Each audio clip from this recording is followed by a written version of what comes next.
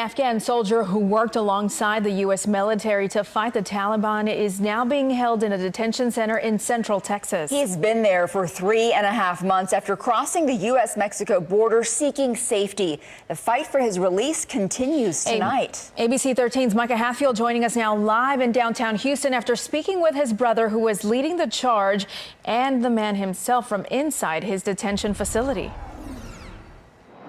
Hey, good evening, guys. Wasi Safi's brother told me that he is simply disappointed in how his brother is being treated after working to keep U.S. troops in Afghanistan safe. Safi is still in a detention center in Eden, Texas. I had the chance to speak with him over the phone this afternoon. I'm here in the detention center. I don't know how I am, but I'm okay. It's okay, man. Thank you so much.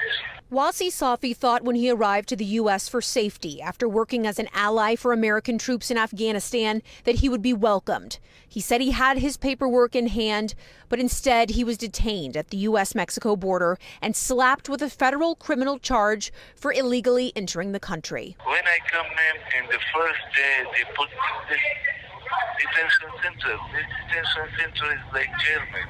He fled his war-torn home country in fear of his life after the U.S. pulled out. Wasi Safi traveled months to get to the U.S., headed for Houston, where his brother lives. 3 months later, he's still in a detention facility. His worried brother, Sammy Safi, shared with ABC 13 this photo taken of the 27-year-old where he's being held. The sacrifice we made in a country that sends death to this country, we stood alongside America, alongside its mission, alongside the troops who came to Afghanistan so that we don't have another 9/11 in America. He stood alongside them and fought to the last day. Congresswoman Sheila Jackson Lee sent a letter this week to President Biden asking for Wasi Safi to be pardoned. The Congresswoman believes this is a logistical error that has turned into a nightmare for the Safi family.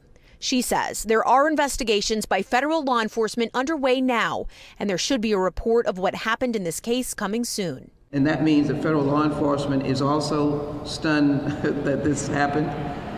If we have all of that information, then I think the wheels can churn. In downtown Houston, Micah Hatfield, ABC 13 Eyewitness News.